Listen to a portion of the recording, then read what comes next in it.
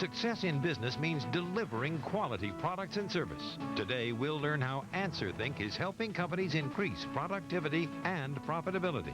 But first, we'll discover how consulting services from the Thomas Group and automated testing from SoftTest are giving companies the competitive edge on today's edition of World Business Review with Caspar Weinberger.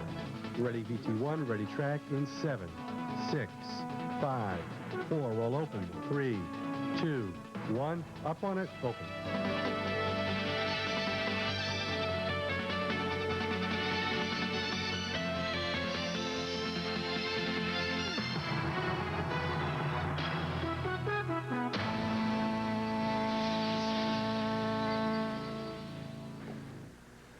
Welcome to World Business Review. I'm Caspar Weinberger, and on this segment we're going to see how choosing the right technology can mean the difference between success and failure in today's global marketplace. And joining me today, fortunately, is Dan Miklavec, the Research Director for Gartner Group and a current director and the past president of the Industrial Computing Society. Dan, welcome back. We're delighted to have you. And I suppose this is so important because business now is relying on technology for almost everything these days. Would you agree? Well, that's true, Cap. It is technology, and it's the integration of technology into the workforce that's the real issue. We're having to look at how people and technology interact. Well, let's introduce our guest now. John Dewey is the president of SoftTest Designs Corporation, and Thomas Williams is the president and CEO of the Thomas Group. Gentlemen, welcome. We're delighted to have you. Tom, as I understand it, your company helps an organization, looks at its whole fundamental processes before making any technology decision. Is that basically correct? That's correct, Cap. We try to focus on how do we speed up the processes, how do we integrate and align the strategy, the people, the processes, and the technology to achieve the financial results the company is desiring to have. Good. Well, choosing the right technology can lead to increased profits and improved customer service, as we'll see in this report from World Business Review's Mark Weil. In the world of lighting, there are three major manufacturers. Osram Sylvania is one of those three and wants to be the best. We are looking for ways to improve our profitability and improve our customer service levels to the highest possible in the industry. 5 years ago, Osram Corporation and GTE Sylvania merged to form one giant lighting company. But they needed one common language and one universal corporate culture. So they brought in the Thomas Group to help assess the entire operation, and everyone from the production floor to the boardroom got involved. All the key processes that we have in the company in order to run the company were adjusted, were changed, were looked at. The Thomas Group helped Osram Sylvania implement a process known as TCT, Total Cycle Time. It's a system of using time as an ally in a competitive element. Simply put, it means finding ways to reduce the time it takes you to get the job done right. General Manager Henny Peters says it works. First of all, we're making more money. Secondly, we are providing a much better service to our customer base. And thirdly, we have set the whole organization in motion to continuously improve our performance. I guess you could say the Thomas Group has helped Osram Sylvania see the light. For World Business Review, I'm Mark Weil. How do you get people to deal with the change? Isn't there some resistance to this? Isn't that one of the obstacles of technology going in? Resistance to change is always an obstacle. And one of the barriers that we try to do is go through a process of inspiring, getting the team in alignment, having the manage from the top down for the inspiration and the commitment. And that builds the entire organization when you add communication and you have a clarity in your methods and processes where you're going to solve problems and take the barriers to success away so people can see their achievements and you measure them so they can capture the progress they're making. We're certainly going to go into more detail on that shortly, but before we do, let's talk about automatic product testing systems with John Dewey. John, many thanks again for joining us. We appreciate that. And how has the integration of automatic test systems, how has that improved the whole manufacturing process? Are these done on a sample basis, or do you test everything? No, Cap. In today's environment and the IS 9000 environment, we're looking for testing all the products that are produced at the end of the assembly line prior to being shipped to their customers. In many cases, we're doing full testing and we're also doing quality checking of This the is for the products. individual components that go into the final product. At the assembly level, yes, sir. That's Well, to get an inside look at how this works, World Business Review's Steve Narisi visited ITT Automotive in Mexico, and he filed this report for us. When starting an engine or signaling a turn, reliability is not something that crosses our minds unless the part doesn't work. In factories around the world, companies are relying more and more on multifaceted testing programs to weed out defective parts. One of the premier players in this field is Softtest Designs. What Softtest has done is to bring the engineering laboratory to the factory floor. The company has created an integral testing process, though not infallible, it's pretty close. When ITT Automotive landed a GM contract for ignitions and multifunctional switches, the company turned to Softtest Designs. They develop a very aggressive test equipment procedure. And the end-of-line testers are very well known by the customer. What Softtest has designed is a single system program that ensures quality while maintaining speed. Every product off the line is swiftly tested for performance and evaluated for workmanship.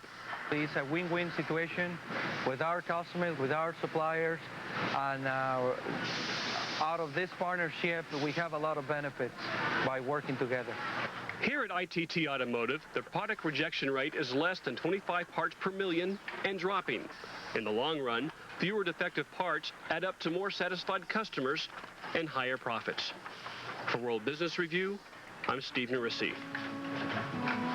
Before we get into that topic, we'll need to take a break, so please stay with us. Telling you, man, dogs know all. They're like geniuses. There's this family, right? They forgot their dog when they moved from Florida to China. So this dog, he walked all the way to California, jumps in the Atlantic Ocean, swims across it during monsoon, and found his family in China. No way. There's like billions of people in China. It's a famous story. I mean, dogs got like giant brains, and no one thinks so.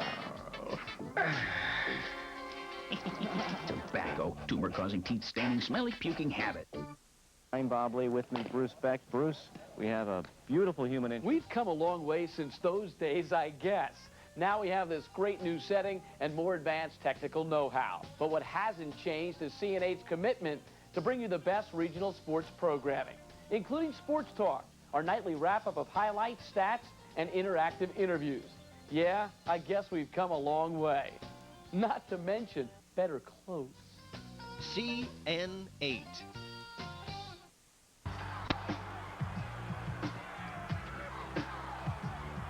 Looking for basketball? CN8's Hoops Heaven is the home of college basketball action. Other stations carry some games, but CN8's Hoops Heaven gives you the games you need to see, the games you want to watch, games with your favorite schools, games with all the best moves. Double Play Wednesday gets underway at 8 with Penn State at Iowa, then Boston College at Seton Hall, only on CN8's Hoops Heaven. From the smoldering series. So are you testing me too? The ember still glows. It's over. When I say it's over.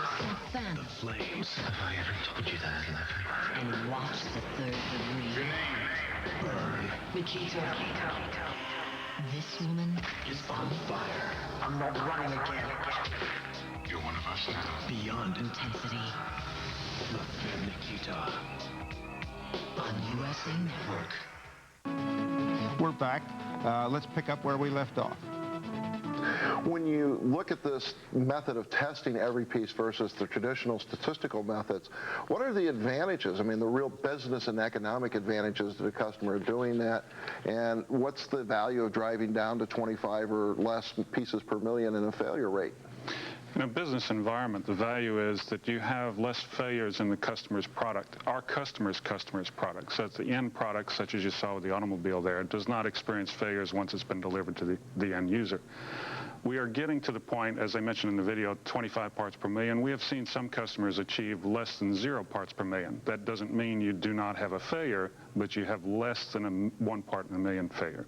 That's an amazing result. And it seems to me that this had quite a lot to do with our ability, at least in one area, the automotive industry, in regaining the lead that we used to have many, many years ago, in which we lost to the Japanese maybe 15, 20 years ago or so, when our quality control was openly acknowledged to be a lot less effective than theirs. Is this essentially what we've been trying to do with this system that you're talking about? That's correct, Cap. The implementation of ISO 9000 and the QS 9000 procedures, our customers are being driven by their customers to achieve a higher level of quality. The only way you can achieve that level of quality is through testing of every single product that is produced to the full limits of its performance requirements. Mm-hmm. Well, wouldn't you see some resistance to a system going in like that? And Tom, how would your organization work with an organization to help those guys understand that this is the right thing to do and how to implement that? Well, what we would do is, normally we focus on speed or making the processes faster. And what you will find is you identify the barriers to doing that in the organization, the bottlenecks, what keeps them from being able to do that. And once the people have identified that, they will generally find that the barrier may be the effectiveness of the quality coming off the line, or the testing, or to locate the areas where problems. And working from an overall goal and objective which is aligned with the company's strategy, down to letting the people participate in the identification, and then to identify the high leverage barriers, you would go in and get the change process there, so it was clearly an act that's going to help the overall objectives of the company. Well, before we close, let me ask each of you to look into the near future and give us some predictions as to how things might evolve. John, let's start on your side. Give us your prediction as to what we might expect in the near future, say 1 or 2 years down the road.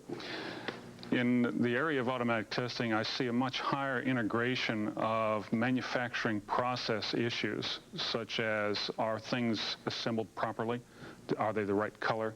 That are not specifically related to the test process, but I see those being integrated into the automatic process. You're getting an automatic assembly line now to eliminate faults that would be caught during the process. Tom, what are your predictions as to what would be new and different or better in the next year or two? Well, I would think that speed is going to become more relevant, because the globalization and especially in Europe, the changes that are taking place in the Far East is going to make the world much more competitive, requiring companies to be faster and more responsive. It's going to require them to take a look at their investments in technology, which alone are not enough, and many cases are necessary but not sufficient, and have to go back and clean up the issues of people and processes to capture their profitability opportunities. Mm-hmm. Dan, and what do you see as what would be in the future, or what should be in the future? Well, Cap, I think they hit it both right on the head, and that is that speed is important, quality is important. So what we're going to see is this continued emphasis on both of them at the same time. Businesses are going to have to focus on newer technologies for automatic test.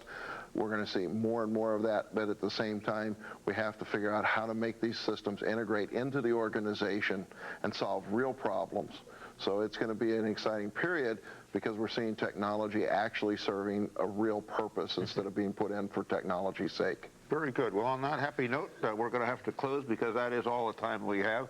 Many thanks to each of you, Tom Williams, John Dewey, and as always, a special thanks to Dan Miklovic for joining us today. And next, we're going to talk to an executive from AnswerThink on supply chain management issues. For information about these topics, check our website at WBRTV.com.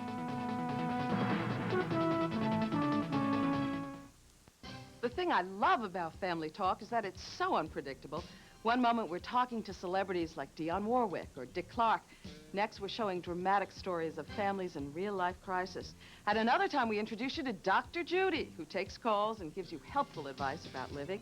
Next day, it's animals, clowns, and fun things to do. That's Family Talk. It's unpredictable, just like your own life. Mine too. Family Talk, weekdays at 5:30 on CN8. The one question I get asked most is, how do I do so many different sports on TV? College and high school baseball, men's and women's basketball, men's and women's soccer, and college football. How do I do play-by-play for all those different sports and not get them all mixed up? And I say, hey, it's no different than dribbling that ball 90 yards down the field and scoring a home run. Scott Graham calls the shots on CN8. Available on home video for the first time ever, Frank Sinatra's Concert for the Americas. This special 90-minute concert features Frank performing hits such as The Lady is a Tramp, She gets too hungry for dinner at 8. This collection is destined to become a classic. I've got you under my skin. It's Sinatra at his finest. Best is yet to come. This is a must for all collectors. Send in the clown. Call now and receive this special companion video as a bonus. Portrait of an Album takes you behind the scenes and into the recording studio with Frank and an all-star cast. For a limited time only, Sinatra's Concert for the Americas and Portrait of an Album are available for just $34.95. For Visa, MasterCard, or American Express, call 1-800-255-7100 or send check or money order today. Thank you very much. Well, let's get back now into this discussion that we were just having.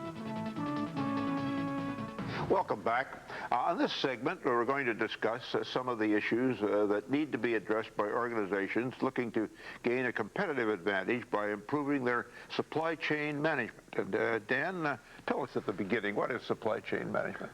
Well, Cap, supply chain management seeks to recreate the vertical integrated enterprise that used to exist. A couple hundred years ago, you know, the farmer raised the cattle. From the cattle, he made the leather. From the leather, he might have made his shoes, prepared his food. I mean, his supply... About as vertical as you can get. About as vertical as you can get. You know, everything was one place, one entity. Yeah. Today, businesses have to collaborate with each other in the entire manufacturing process, and that's what this is about, getting businesses to interoperate. Well, let's introduce our guest now. Joe Dugan is the Managing Director of Supply Chain Solutions Practice for AnswerThink Consulting Group. Joe, welcome. We're delighted to have you here. Let me start by asking you, what is the role of information technology and the whole Internet in helping companies implement a supply chain strategy? Well, AnswerThink's role in the environment today is to assist companies in taking technology, whether that be internet-based or software-based, and applying that to improve the overall supply chain for really three major areas: strategic assistance or competitiveness in the marketplace, velocity of product, velocity of products and revenue, and third, of course, the entire integration across hundreds or maybe key suppliers. Well, to see the impact that this sort of thinking can have on a company, World Business Review's Mark Weil spent some time at the Clark Shoes in Boston, Massachusetts, and he sent back this report. Engineering shoes is an art form. That's what Clark's Companies North America does. Getting the highest quality shoes to the right customers at the right price is an art form as well. That's also what Clark's does. Times have changed since their parent company started designing and manufacturing shoes 175 years ago. So Clark's has turned to a new way of doing business. Our core competency is developing and marketing footwear for the North American markets. And with the growth, we've found some tremendous opportunities in our supply chain to invest in new technologies and new processes to support not only the current growth, but future growth. Clark's mission is to achieve the highest possible level of customer service. To do that, the company re-engineered its supply chain strategy, focusing on forecasting in order to be more responsive to the market while reducing production costs. Well, we've gone from looking at forecasting as really somewhat of a dartboard approach, a very simplistic concept, to breaking down forecasting into components. For example, we're looking now at demand planning and supply planning as two components that really feed into now what we call a forecasting umbrella. Supply chain strategy is really taking the idea of right from concept of developing the next great shoe and taking it right through the sourcing and forecasting, buying of the shoe, selling it, and having it be where the consumer is when they want that particular product. By plugging into the soul of the supply chain, the entire organization now works smarter, which means increased growth for Clark's and lower prices for customers. That's what you call a perfect fit. For World Business Review, I'm Mark Weil. Well, Dan, that seems to work well with a company that has a comparatively small number of parts to assemble. Does it work well all the way up the line to things like even automobile companies? Well, Cap, that's correct. We have seen supply chain management impact all industries, from small, simple manufacturing processes to the most complex, from heavy industry through high tech. And that the real issue, though, has been how do you get this in place? How do you put it in? Joe, when you're trying to work with a company and get supply chain management practice established, what are some of the barriers or difficulties in implementation of that philosophy? The key is to really take technology and the processes and think strategically. For the last 20 years, people have looked at these large technology projects or even business process improvements as tactical weapons in the marketplace. To look at something strategically in either the high-tech industry or automotive, as an example, is key to the survival and, of course, the taking of market share. So if we take an example of an automotive manufacturer, customer intimacy is key. Maybe the strategic advantage here is to change the selling experience at the customer level. So the customer response, when that customer comes in the showroom, to redo the entire experience to make people actually want to come and buy a car more often than... How in the world are you going to do that? Well, having them come into an environment that is extremely intimate and having them pick out their customized car without the pressure of a sales force, without the pressure of worrying about price or credit, just worrying about the making that particular procurement. Before we get into that topic, we'll need to take a break, so please stay with us. We've got some great sports teams around here, and one of the hottest is the sports team from CN8.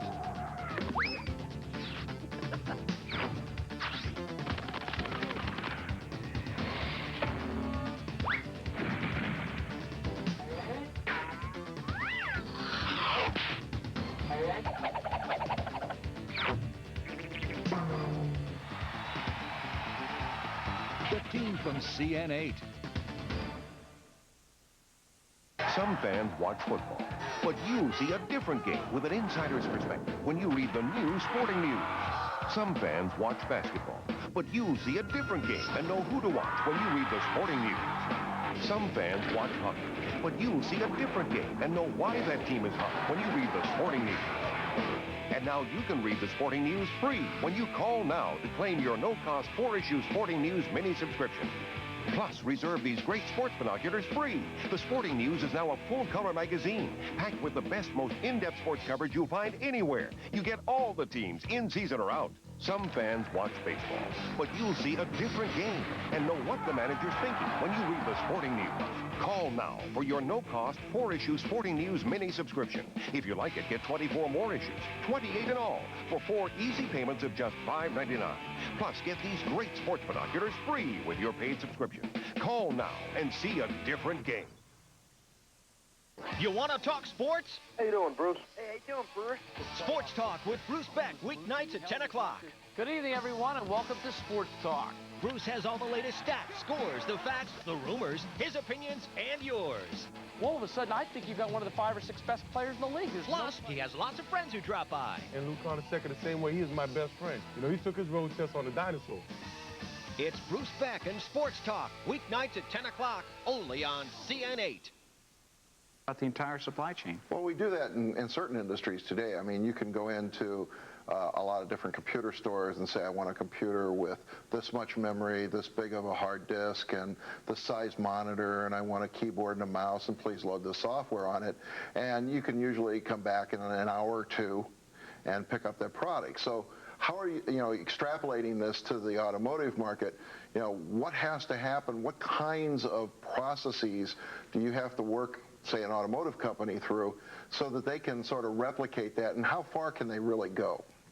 Well, Dan, it's a good question, because AnswerThink's key strengths are in the transformation of business process and technology to lever strategic solutions. So I'm looking for a solution in the high-tech industry, what you just brought up, of allowing that entire buy process or procurement process to happen with a computer coming out the end that you designed, basically, online, and having that shipped to me within the hour. That took many, many different processes changing and much technology being applied to make that occur. Now, if you're going to do that with the automobile industry, again, going back to the earlier example you were talking about, you're going to have assembly plants, practically speaking, very, very close to the dealership or to the place where the retail customer goes to pick out, in effect, as you said a moment ago, design his own car. Will there have to be hundreds of spare parts that will fit each kind of different sorts of doors that he wants, different kind of seats that he wants, different kind of windows that he wants? The key is moving to the customization being done as close as possible to the end customer. To the purchaser, yeah.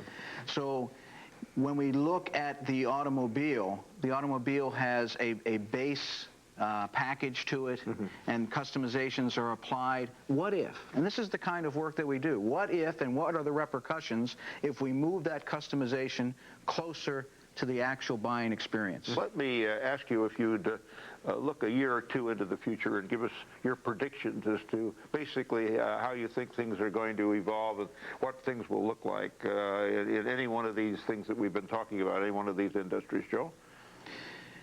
The world is changing. We're in a very, very exciting time. Very exciting time because we're going through technology becoming available that allows us to not only communicate back and forth to each other, but actually to share information. Is this future going to look any different to the ordinary purchaser of automobiles or of shoes in the next 2 or 3 years? We're going to see in the next 2-3 years major changes in the way that we buy, we shop, we experience the retail environment, to the point where some of the analysts are saying that a lot of that will be done in the comfort of your living room. But even when you go to buy a car, you're going to see a much more customer intimate respect from the entire dealership. So the purchase of a car is going to be a pleasurable experience in the future. It will be pleasurable. Dan, what do you see?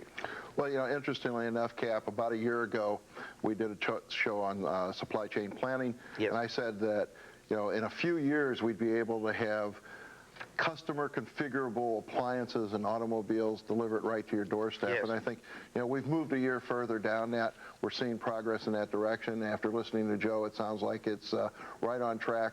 So I think that I hold with that one. I'll say that, you know, it's still a year or two away, but we're headed that direction for pleasurable shopping for customized goods in the comfort of your home, or in some cases, not inside the home, but at least something getting what you want when you want it. It all sounds good, and that's all the time that we have for now. So thanks to you, Joe Dugan, and a special thanks to Dan Miklovic, as always, for joining us today. And thanks to all of you for joining us as well. Until next time, for World Business Review, I'm Caspar Weinberger.